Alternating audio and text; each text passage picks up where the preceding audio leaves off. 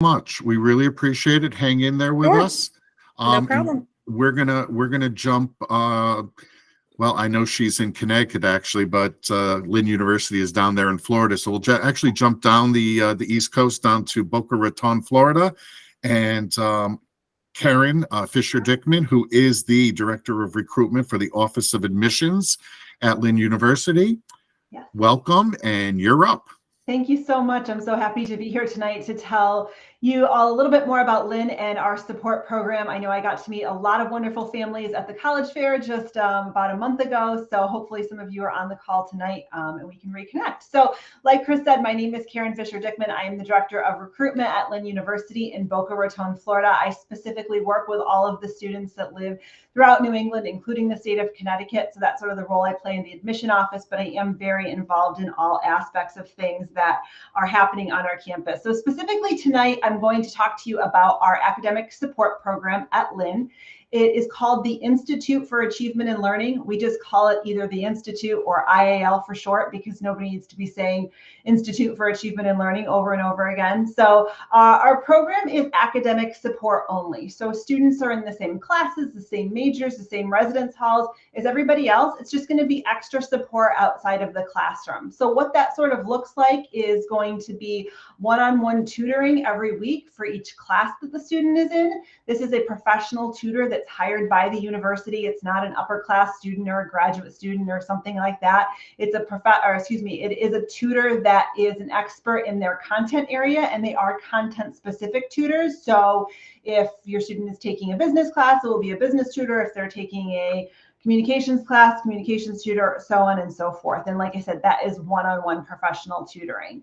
Students also have access to our writing center, which is sort of a come and go as you please type of an area for just writing content specific assistance, which is great. They're open all day from like 8 in the morning till 7:30, 8 o'clock at night for students to come and go.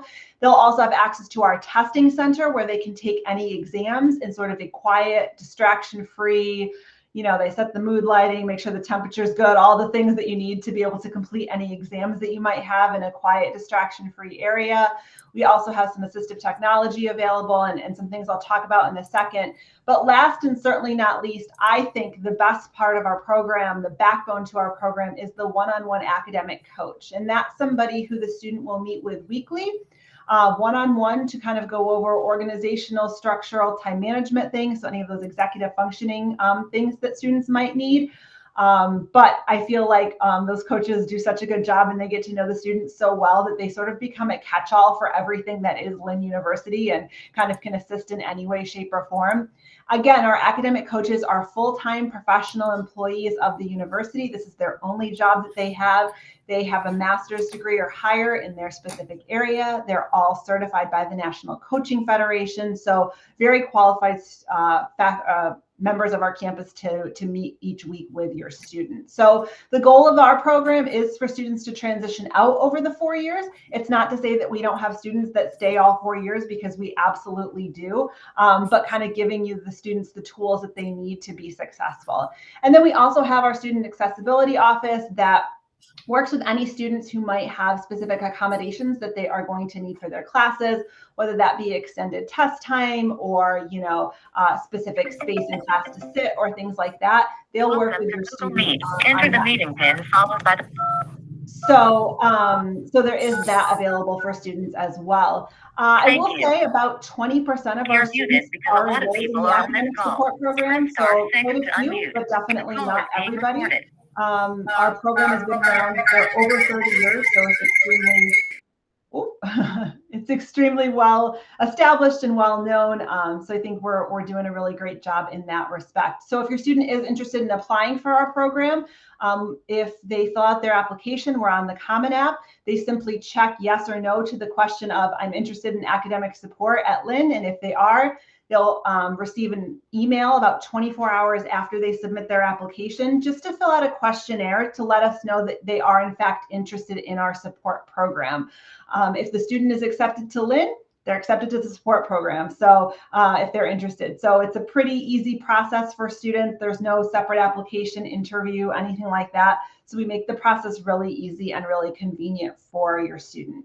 Last but not least, I do just want to talk about something that's unique to Lynn that affects all of our students, but I think our students in the academic support program have really found it to be a game changer, and that's going to be our schedule. So at Lynn, we run on a block schedule. So what that looks like is we still have the same fall semester and spring semester, just like everybody else. We just take that semester and we chop it into 4 4-week blocks. So you have block A, B, C, and D, and students take 1 class per block. They take that class every single day for 4 weeks. End of that 4 weeks, they take their final exams, they turn in their papers, projects, whatever a final looks like for that class.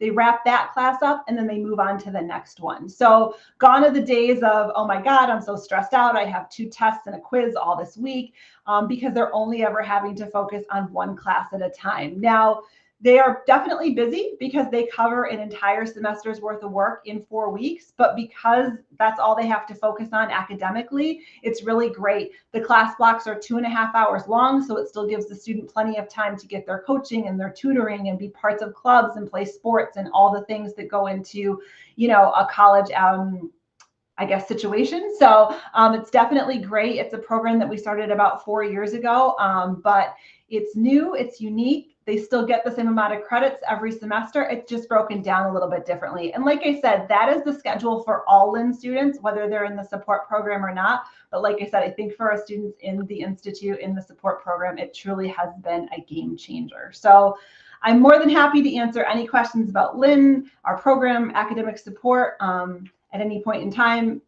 or during the question and answer period at the end. But hopefully this has provided you with some information that you may or may not have known. Thank you, Karen. Really appreciate it. Thank you on speaking on behalf of Lynn University and the wonderful program, support program you have down in Boca Raton. And we will come back to you in a little bit. We're going to move up the East Coast a little bit, up to Poughkeepsie. And we're going to have Mary Ellen Conway, who is the Director, Office of Accommodations and Accessibility, speak a little bit about Marist College and their learning support program. So Mary Ellen, you're up. Thank you so much, and welcome again, everyone. So for those of you who don't know where Marist is, we're located, like Christopher said, in Poughkeepsie, New York. So we're about 90 minutes south of Albany and 90 minutes north of the city. We're right on the Hudson River, which is a beautiful, beautiful area. And we have about 6,000 undergraduates. So we're kind of a small to medium-sized school. And so our office is the Office of Accommodations and Accessibility, and we have a specific program there that's called the Learning Support Program. So our office actually consists of 21 full-time professionals. Everyone in our office has a master's degree or higher that works with students in our Learning Support Program, general accommodations, and also on our federal grant. So obviously, the goal of our office is to provide access to students with disabilities so they can, engage in the same educational opportunities as every other student that goes to Marist. And so our learning support program is specifically for students with a learning disability, a primary learning disability, or ADHD. And so it's a fee-based program. So it's $27.50 per semester to be in the program. And when you apply to Marist through the Common application, you also apply to our learning support program at the same time. So we are actually making the admission decision on whether or not, if you get into the program, then you get into Marist. If you don't get into the program, you don't get into Marist, if you choose to apply to the learning support program into Marist at the same time. So that's a little different than other schools. But again, our learning support program is specifically for students with primary learning disabilities and ADHD. We do have students with all different types of disabilities that, get into Marist and apply, and then they get services through our general accommodations. But for the program, those have to be the primary disabilities. So once you're accepted into the learning support program, you will be meeting with the learning specialists. Again, they're all professional educators twice a week for all the freshmen for 45 minutes per session. And what's nice about it is that all of the appointments are scheduled in advance and you have the same learning specialist. So if you stay in the program 2 years or 4 years, you have the same person. So you really develop a nice relationship with that person. And so really this specialist role is to provide help with writing assistance, teaching academic strategies, a big focus on time management organization, those executive functioning areas, accessing campus resources. We really want to promote that self-advocacy, and then really looking at helping with the academic advisement aspect. So again, with the writing assistance, we run the whole gamut from brainstorming all the way up to editing and revising the paper with them. Academic strategies, we look at reading strategies, writing, studying, test taking, note taking, and really developing and honing in on those skills when they get to the college level. Time management, we really look at not only monthly, but bi-weekly, weekly, daily, and sometimes hour to hour, depending on what's going on, but really helping them to, manage their time appropriately and being able to maximize all the opportunities at Marist.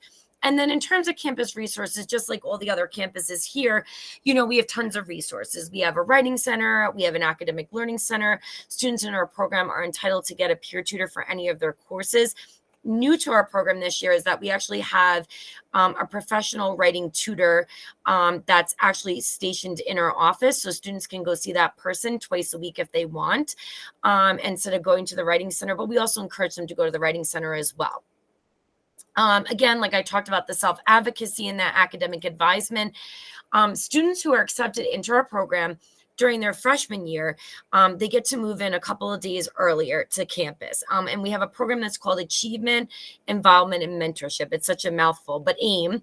And basically, we help with the academic and social transition to college. We match upperclassmen in our program with incoming freshmen, so they have a mentor. And really, we're just trying to help them with that adjustment from high school to college, socially and academically. So again, they move in 3 days earlier. And then throughout the first year, all of our incoming students do LSP modules. So these range in different topics: time management, active reading, note-taking, campus resources, motivation and organization and planning. And we chose these topics because we think these are really the most important ones for the incoming freshmen. And they work on these different modules on our Brightspace technology platform with their specialists, and really helping to develop those skills. Just like all the other programs, we do tons of workshops, and we have different groups. We have an advantage group that focuses on students with ADHD, and we also have a Minds of All Kinds group, which is focused on neurodivergent students. So those two groups meet on a weekly basis and are really helpful to the students. And, students that are not enrolled in our learning support program can also be involved in these groups too, because there are going to be students that maybe have ADHD or a learning disability that are not even registered with our office. In terms of technology, we use a lot of assistive technology at Marist, things such as LiveScribe pens, Rocketbooks, various different types of assistive technology and apps. And again, our program is a fee-based program. There's an application. So you'll apply the Common App and the Marist Learning Support Program application, and then you provide all the documentation to us. And then we follow the same admission deadlines as Marist does. So, early action and early decision are one date, and early decision 2 and regular decision are another date. And, we really just want students to think about what makes a good fit for the learning support program, right? And we're looking for students that want to accept assistance. They have a high tolerance for frustration. They know their strengths. They can focus on them. They're willing to take the strategies that they're taught and implement them independently. They're committed to the program and want to come on a weekly basis. And they really have knowledge and the drive to really accept their learning disability. And, some of the things that, we say to parents and families when you're thinking about not only the Marist program, but all programs is, how much support do you need? Do you need an actual learning support program that you're meeting someone twice a week, or do you just need general accommodations? You know, and that's a big question to ask. And then the other question is to ask, like, can I see myself going to this college for the next 4 years, right? Because, you know, you have to not only fit academically, but socially as well. So that's a little bit about our Marist Learning Support Program. We have about 220 students in our program, and our office actually serves about 1,000 students. So we actually serve about 19% of the Marist population, which to me is like a freshman class. Yeah, so that's everything I think you need to know right now about the program. And then I'd be happy to answer any further questions as well. And thank you again for having me. It's an honor to be able to, you know, share this information about Marist to all of you. Mary Ellen, we really appreciate it. Thank you. And thank you for being you're an annual participant. And we really appreciate Marist being a part of our program over these number of years. We'll come back to you in a little bit. So we're going to move, let me see, we're going to move to Big Five country in Philadelphia. And we're going to have Miss Allie McNamara representing St. Joseph's University. And she is going to talk a little bit about the Kinney Center for Autism and Education and Support, as she is the Associate Director of College Support. Allie, you're up.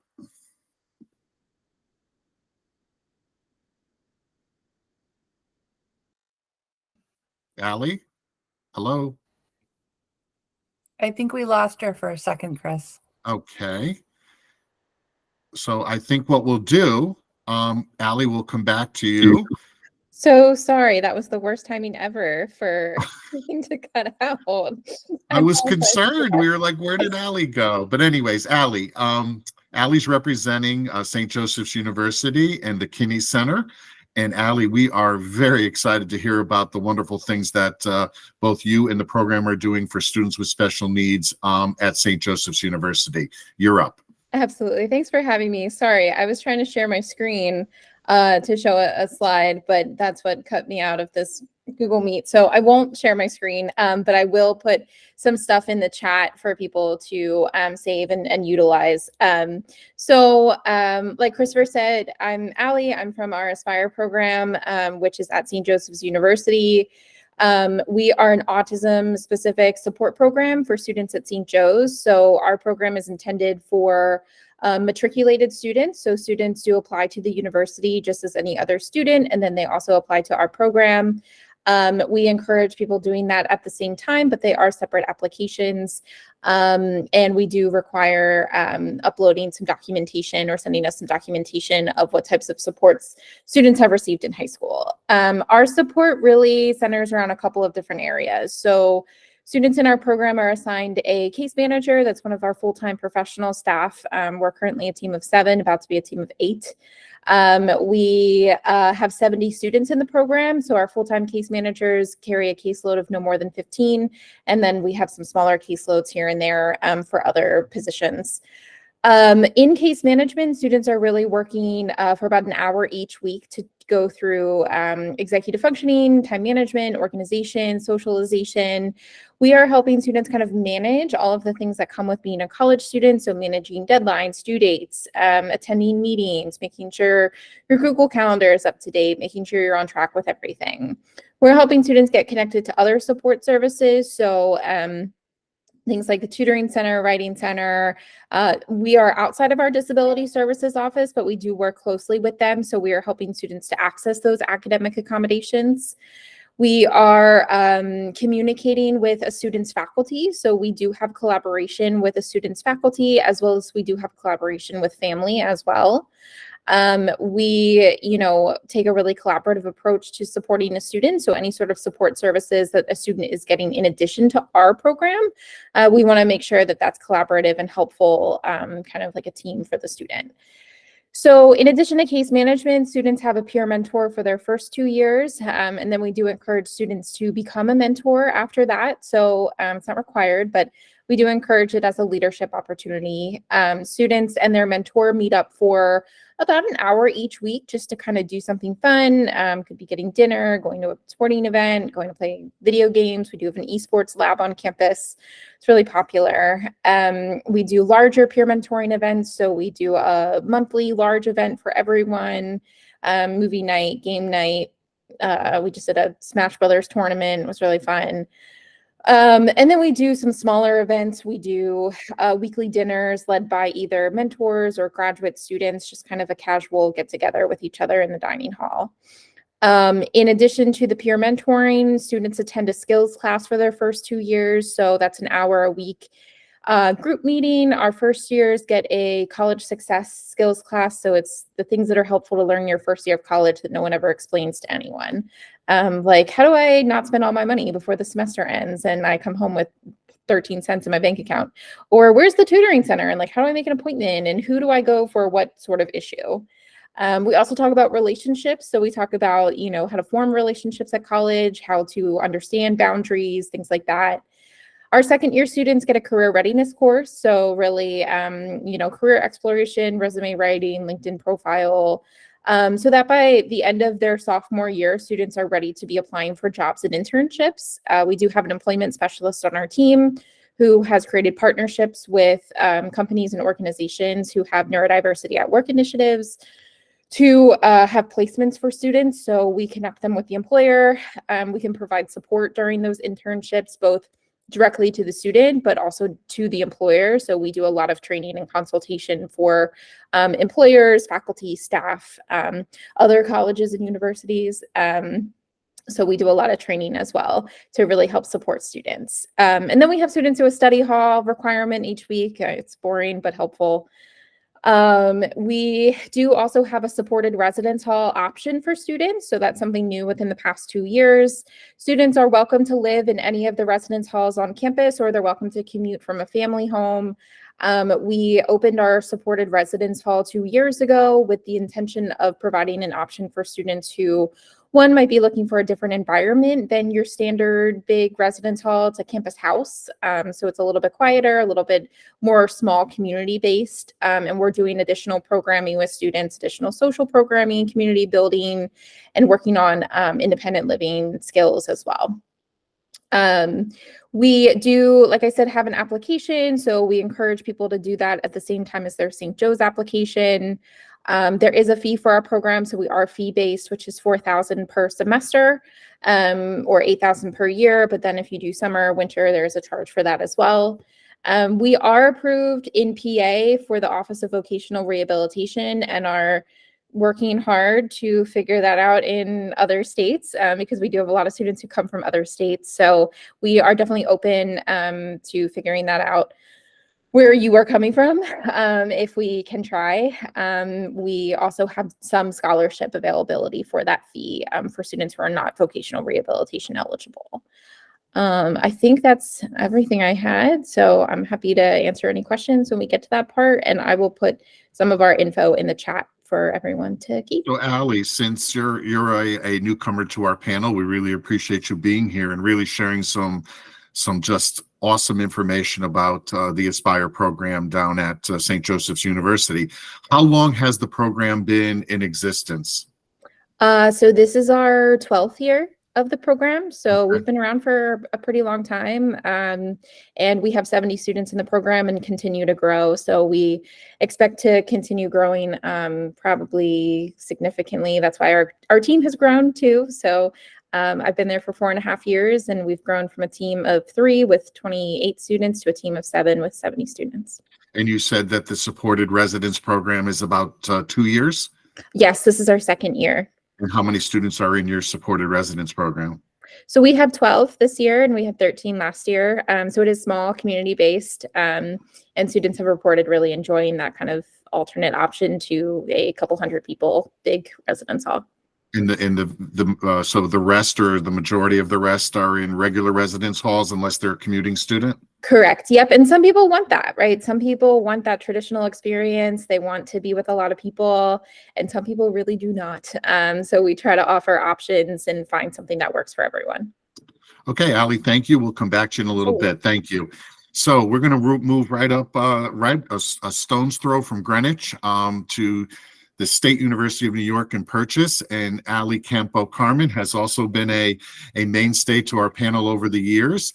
And I know you're going to speak about the supports program. Allie is the, Allie is the Director for the Office of Disability Resources at SUNY Purchase, and I know you have some special programs there as well. So welcome, Alyssa, and it's all yours.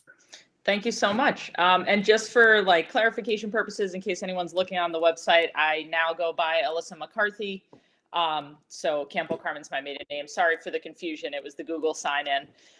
So yeah, I'm over at SUNY Purchase. So I oversee the Office of Disability Resources as well as our Cornerstone Connect program. Cornerstone Connect has gone through some transitions over the past year and a half under my directorship, which I'm super excited about, and I'm really happy I can share that with you tonight.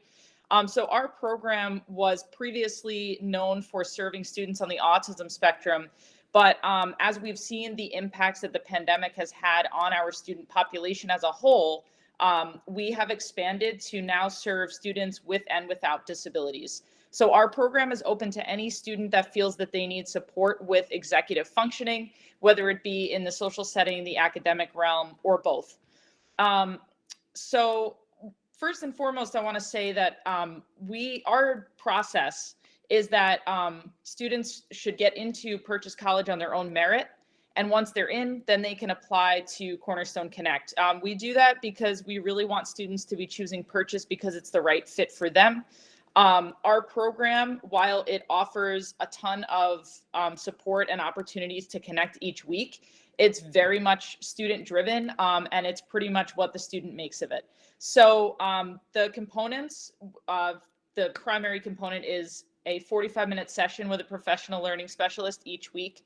Those sessions are customized. So learning specialists create a plan with the students at the beginning of the semester with a couple things that they identify as goals, but then, each week it could be different things. It might be that they're dealing with a roommate conflict and want to kind of role play how to mitigate that situation. It could be that they're struggling to organize their time and want to create a schedule. So it's really, again, executive functioning. We're looking at the how-to in terms of navigating the college curriculum. So the learning specialists are not content specific. They're working with the students on building the skills such as time management, organization, the study skills, working through the steps of the writing process and things of that nature. And on the social side of things, we're helping students to get integrated into the campus community. I want to be really clear, it's not life skills. So we're not going into the residence halls. It's more so just working with students on, again, how do I join a club?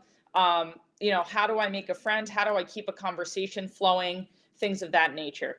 So we have a weekly workshop to address social skills in particular. We have 2 supported study sessions for students where they can drop in with anything that they might be struggling with or just give them a concrete time to work on things. There's a peer mentor aspect where students can choose, to drop in with mentors. They can set up meetings each week, but there are also organized peer mentor dinners where all of our students are invited to attend so that they, some students were eating meals alone and things like that. And the peer mentors also will run some events here and there. And then we have some social events that are specific to our cohort as well. We typically do 3 to 4 larger events each semester. And so, there's a lot of, as I said earlier, a lot of touch points each week if the students choose to use all of those components. The one-on-one component is mandatory. The other aspects we allow students to pick and choose as they see fit.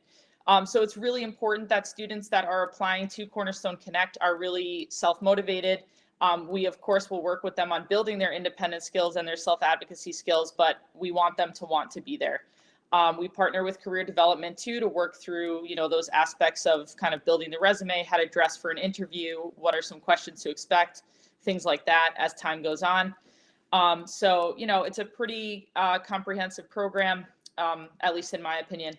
And so many of our students will stay with us all 4 years because their needs change. They kind of are growing with their learning specialists. And again, the first year they're working on just kind of working through the basic writing process. And by the last year, they're working on applying to internships and want the support with that. So again, very customized. I want to say we do have a cap on the program. So we accept applications and work through that process on a first come, first served basis.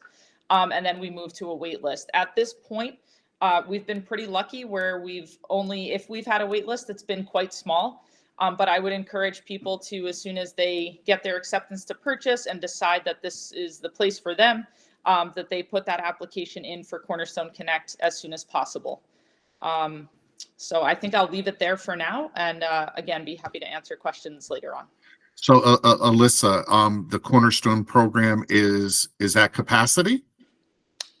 So we anticipate having spaces for the spring and then also for the fall, because obviously we'll have students that will graduate.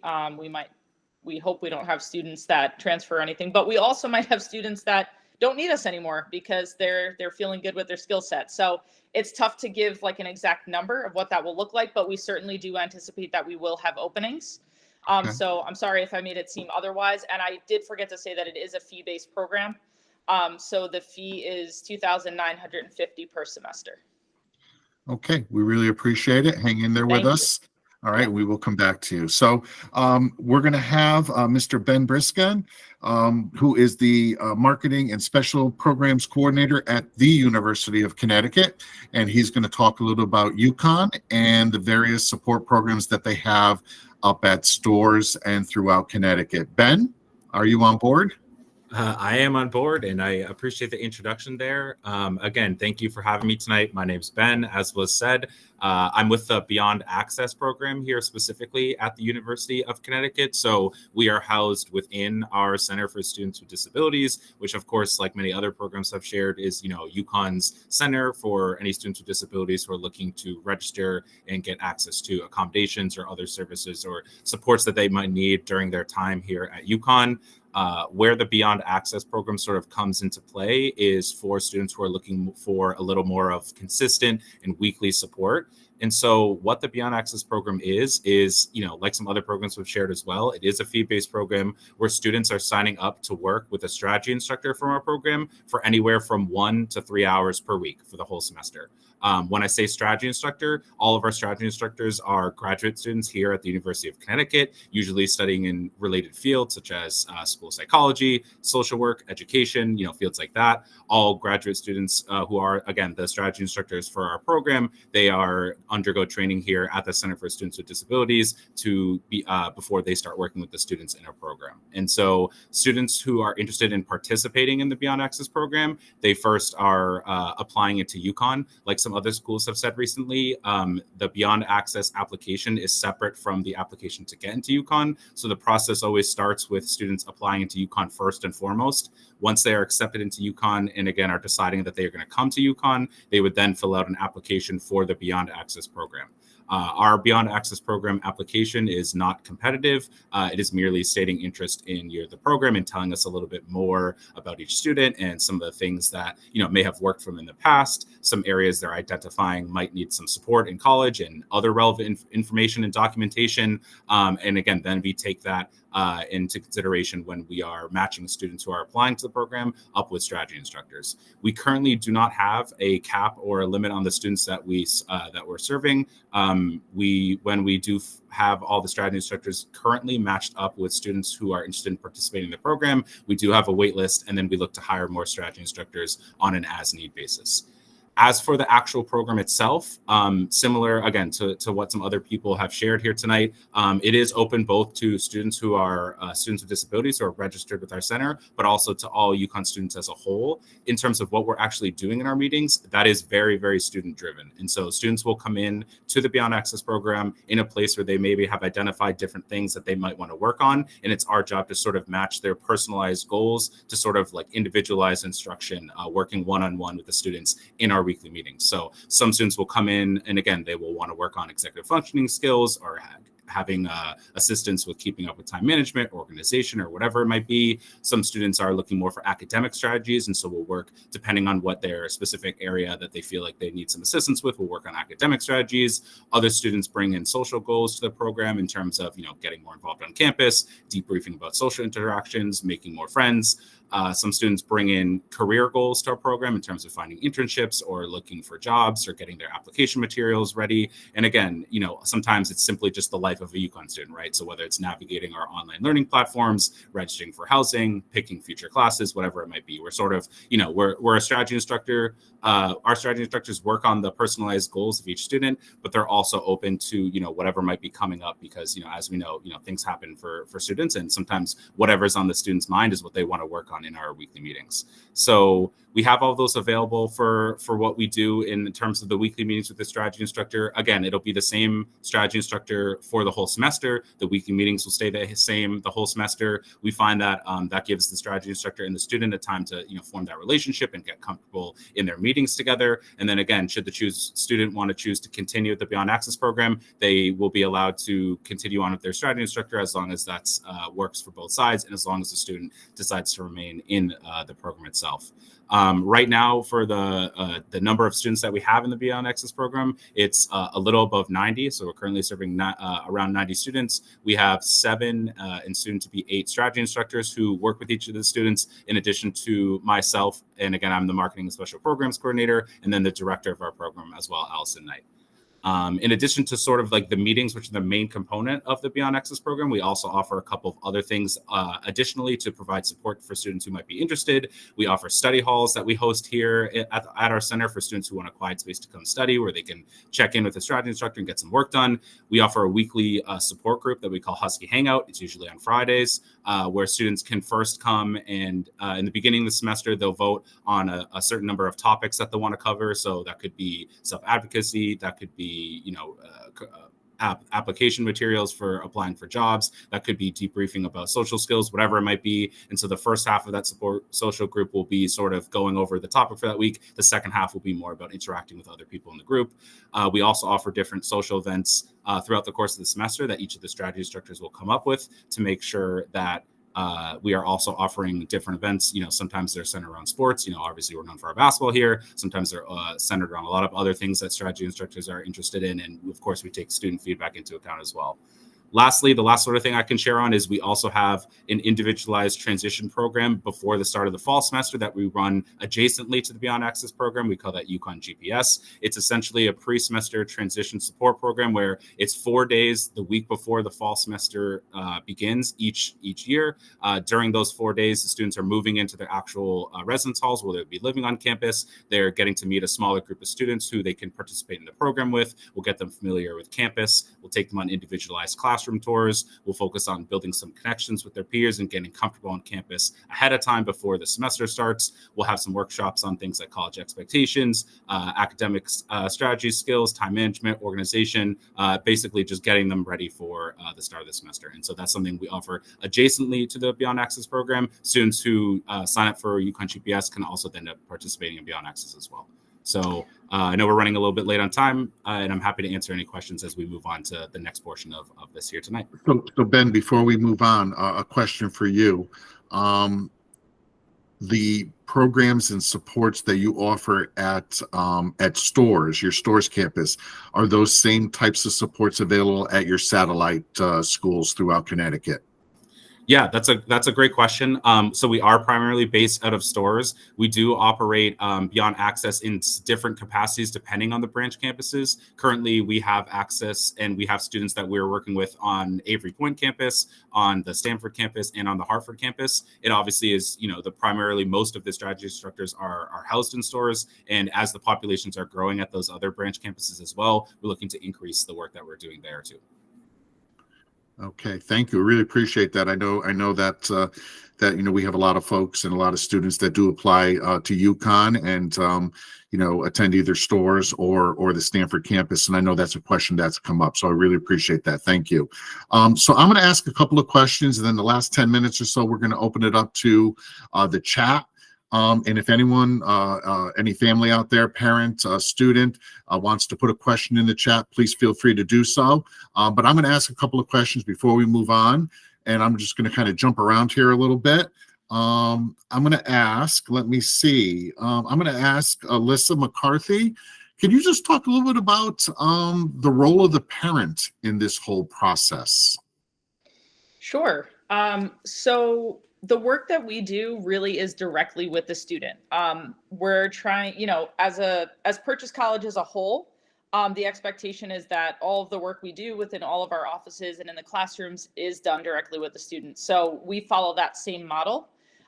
If parents have a concern of some kind, we're happy to have them send us an email so that we're made aware of it. But again, everything that we do is addressed directly with the student. And if the student comes into us and says, hey, like, I really want to loop mom into this conversation. Is it cool if we give her a call together? That's fine. But it's kind of that motto of nothing about us without us. So we're here for the student. We completely appreciate the parent concerns and the feedback and the fact that, parents are really the experts of their kids, right? So we get that. But they're in good hands with us. So, we take good care of them. Thank you. I'm going to ask the same question to our Clemson Life representative, Kelly Cooley. I'd just be interested in the role of the parent with your program and with your students. Sure. So the parents have a little bit of a bigger role in the application process because it is a little bit more drawn out. The students are not applying to Clemson University. They're applying to Clemson Life. And we typically have 12 to 13 slots a year in our traditional program and 5 to 8 slots in our hospitality. So the parents have a large portion of the application to fill out with the person support inventory, and then acquiring all of the required documents. But then there is a student questionnaire section. And then we have the students and the family come in for an interview process. We do kick the parents out during the interview and give them some homework. And then they get to come back in and answer any clarifying questions we may have. But then once the student is admitted into Clemson, we're pretty hands off. We actually ask them not even come visit their student for the first about 6 weeks, so that they can have a good adjustment period. They're always shocked that their students actually know where everything is on campus. Once they get back, when their biggest concern is they're not going to know where to get from point A to point B. But we offer support, like Alyssa said, if the parents ask and request, but it's typically by an email or a phone call, and then we'll get back to them. And then we'll keep them apprised of situations that need to be apprised of. But typically we don't call the parent unless it's an issue where we've put X, Y, and Z in place and it's still not working, and then we might get their feedback. But the parents want more say than we let them have once they're admitted. Appreciate that. I'm going to ask the same question. I'm going to let Ben, can you answer that question on how the University of Connecticut and your support programs, what you kind of expect from the role of the parent? Sure. Yeah, that's a great question. I have similar, kind of comments as some other people have shared. We are working directly one-on-one with the students primarily in what our access is in terms of what our meeting scope implies. And so sometimes it does come up where, parents will, of course, want to be involved and know what's kind of going on with their students and check in. And of course, that's something that may be different for each student. So that's something that we talk about pretty early on in our time working with each student about what they're comfortable sharing and what they want the role of the parent necessarily to be. Of course, we're usually going to listen to, what the students are saying first and foremost, because again, they're the group that we are supporting in our work with the parents.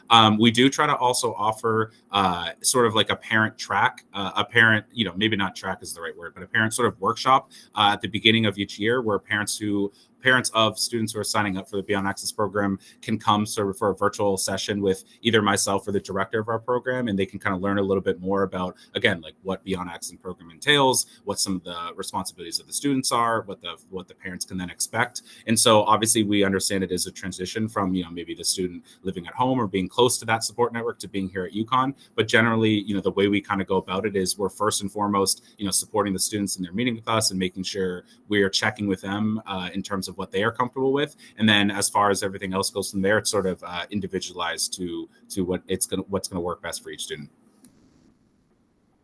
Okay, thank you. I'm going to switch gears a little bit, and I'm going to pose another question to our other three panelists who did not get a chance to answer that question. So I'm going to ask Karen from Lynn University. Can you talk a little bit about if you had to give one piece of advice to a current high school junior or senior that is thinking about applying for accommodations, what's the one thing that you think that they should be working on or focusing on to prepare for accommodations and supports? What do you think? I think that they should really be aware of the supports that they're receiving and why they are receiving those supports. When the student enrolls at Lynn, they sort of have a meeting with their academic coach to talk about things like that they've received in high school. But if it's not working in high school, then we're not going to carry it on to college. We don't want to do something just for the sake of doing it. We really want it to be individualized to the student's need at the time. A lot of times students will have their psych ed testing done in grade 9 when they're 14, 15 years old, and then by the time you get to college, as an 18-year-old, 19-year-old freshman, things have definitely changed. So I think it's being aware of what you need and want, and also too advocating for yourself. I can't stress that enough. I know a lot of folks mentioned it in their little spiels, but in our program, we provide all these incredible services for you, but if you don't seek them out, there's really not a lot that we can do in that respect. If you miss your coaching appointment, we're not going to come knock on your door and come looking for you. If you don't show up for your tutoring, you'll get a reminder text and email, but again, is somebody going to look for you at the soccer field? No, definitely not. So I think making sure that you're your own self-advocate and very aware of what your learning needs are and being able to advocate for yourself. And I think that whole process can start in the college admission process, looking at schools, working on your applications, all that sort of stuff. And don't sell yourself short. I think sometimes a lot of students don't realize the foundations of advocating for themselves that they're already coming in with. Thank you. I'm wondering if Mary Ellen Conway can answer the same question about maybe one thing that students can be working on now, high school students, to better prepare them for accessing supports in the future. Yeah, that's a great question. So I would say doing your homework in terms of the types of programs out there. I can't tell you how many people will visit our program and have absolutely no clue what any of the services that we provide. And now today, everything is on the internet. So you can Google any program, any school, and everything will come up. So just really doing your homework in terms of like, okay, I know I want to go to school in the Northeast. These are the 6 different schools that may have programs, and what is different about each of them, and why am I interested in each of them, and kind of keeping like a running list of all this information. And I think even starting that in junior year is really helpful, because then, you can do the research and you can go to visit the schools and see what's best for you.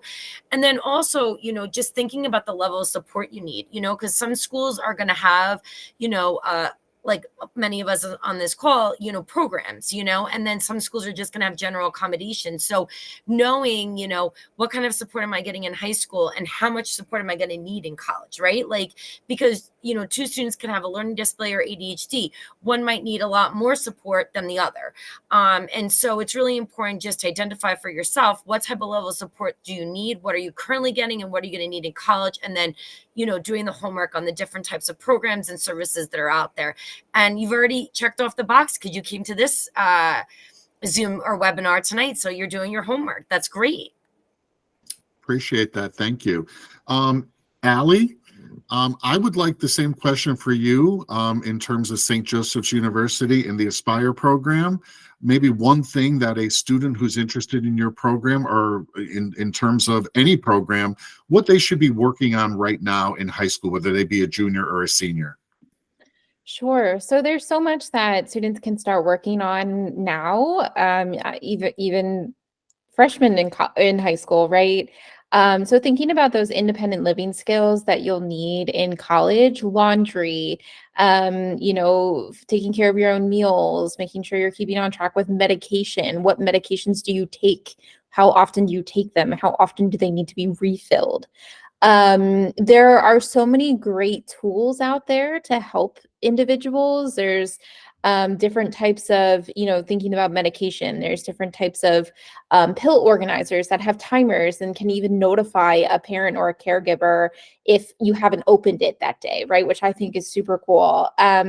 Or things like, utilizing your Google Calendar, making sure you're organized with your time, appointments, things like that.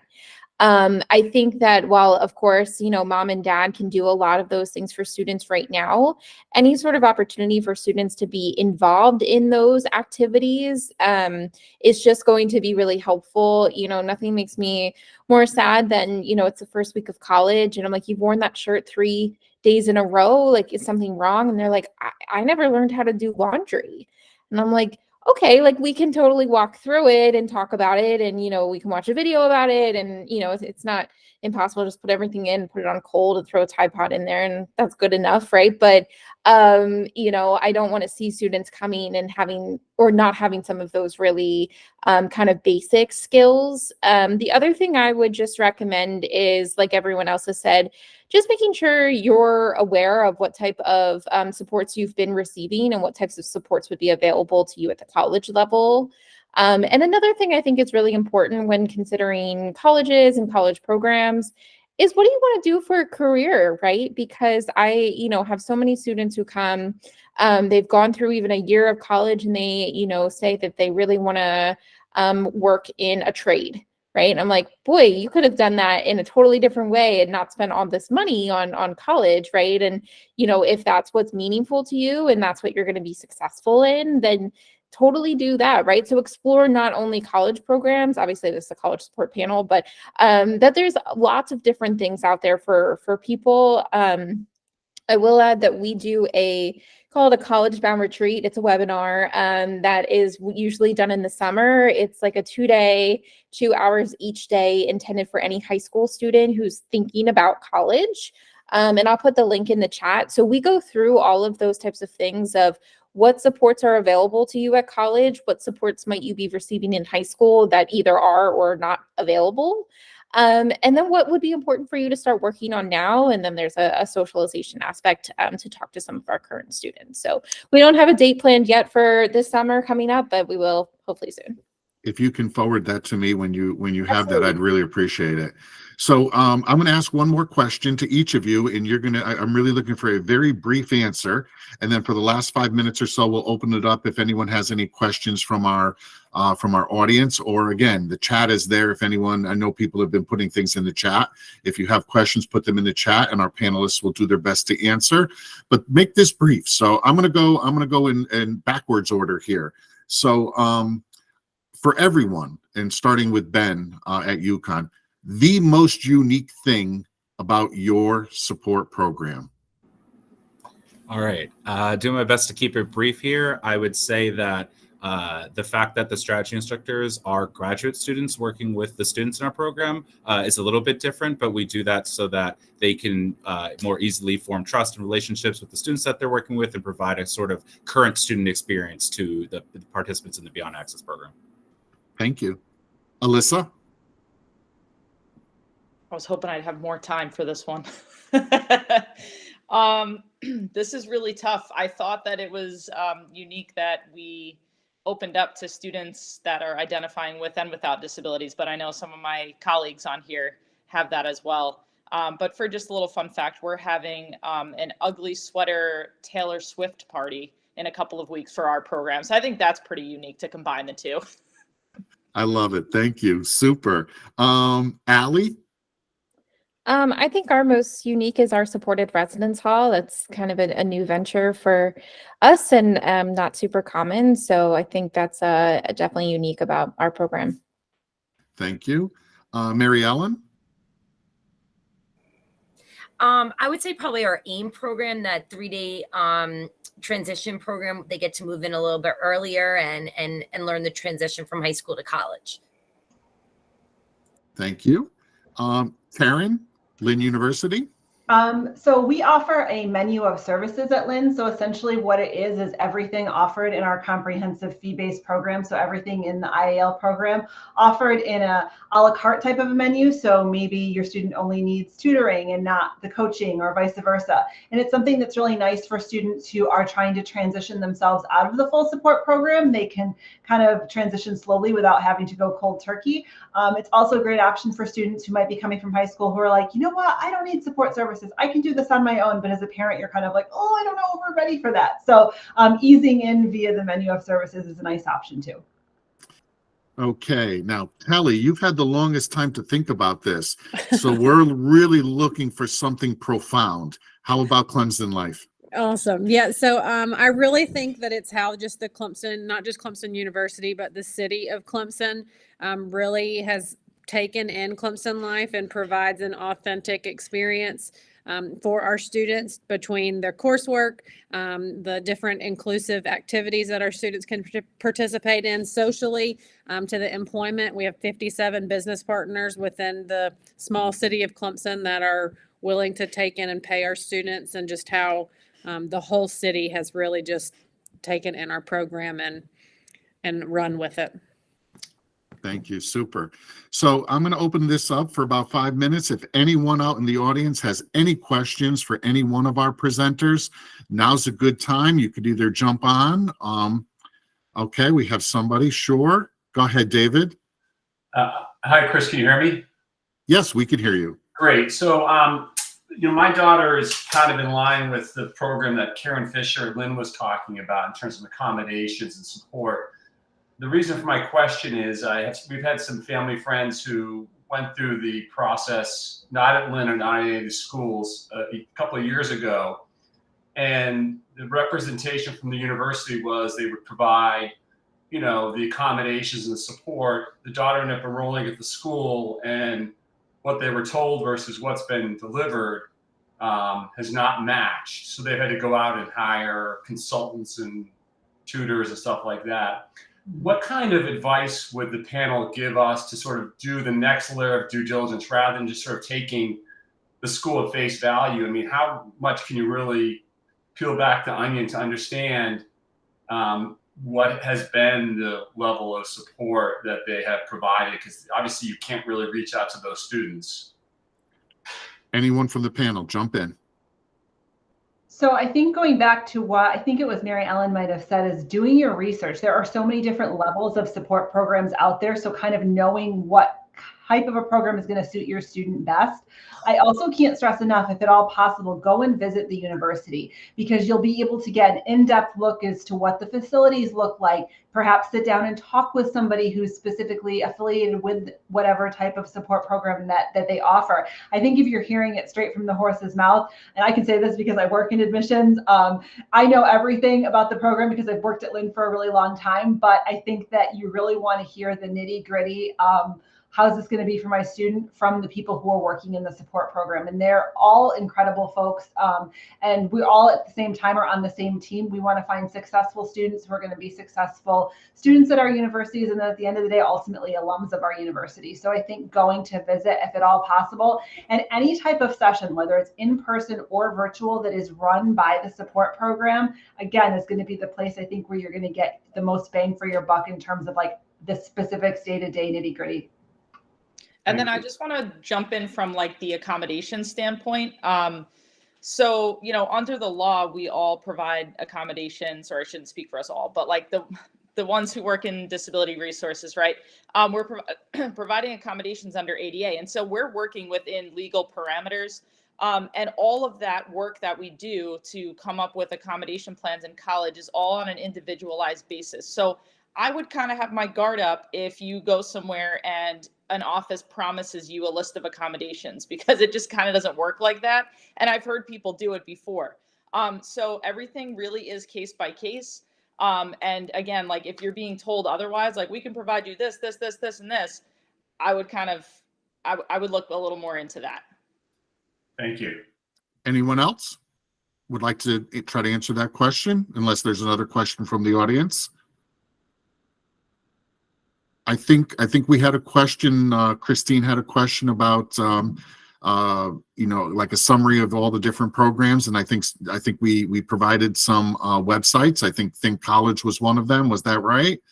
And what I want to say to that as well, I actually have some resources in my office, and you certainly can contact me directly at Greenwich High School, and I could provide you with information. I'm going to be very honest. I don't visit every single one of these programs throughout the United States, but I do have information. And I have been making a concerted effort this year to kind of reach out and visit and either virtually or in person some of the specialized programs out there. And this is part of the reason why we have St. Joseph's University in the Aspire program and Kelly Cooley representing Clemson Life, kind of joining the panel this year, because I really wanted to give the panel a little bit of a different flavor, so to speak, or some different options, and to be much more inclusive of really what's going on out there in the accommodations world and post-secondary education. So yeah, I'm a resource, but I'm not gonna volunteer anyone, but I just have a feeling that our panelists would be more than willing. If you have questions, you could reach out to them or their offices directly as well. Am I right, panelists? These are great people. They have given up their part of their Thursday evening with us, and I am super appreciative.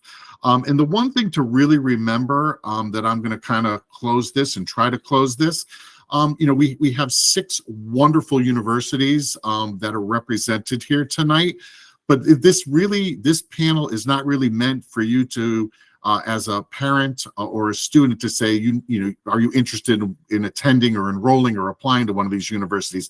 It's to give you an idea of what types of support services are out there, what types of different programs, what you can be doing right now to prepare yourself to access those supports at the post-secondary level. That's really what this panel is about. And I think the group tonight did an awesome job, an absolutely wonderful job. And it just goes to show you how things are changing out there in the world. 20, 25 years ago, I'm not real sure, if we had the choices that we have now, and more choices and more opportunities for students with special needs, more comprehensive needs are being developed on different campuses throughout the United States. So I really want to thank everyone for attending tonight, but most certainly I wanted to thank our 6 panelists, because your information and your presentations were just truly awesome. Thank you. Thank you so much. Okay, and I'm just going to Thanks for give a having us. little. I'm going to give a little plug. I'm planning on a follow-up to this presentation probably after the first of the year, which is going to focus on some more alternative type programs, similar to life skills program like Clemson Life, because I've been getting so many questions about these types of programs. So I think we're gonna have a panel that's gonna specifically focus on those types of programs, and then we'll come back next year in the fall and we'll do something similar to this again. So I wish everyone a very good evening. Thank you for attending. The presentation is recorded, and hopefully that can be up on a website tomorrow. And the last thing is, just everyone have a wonderful, happy, and safe Thanksgiving. Thank you all. Have a great evening.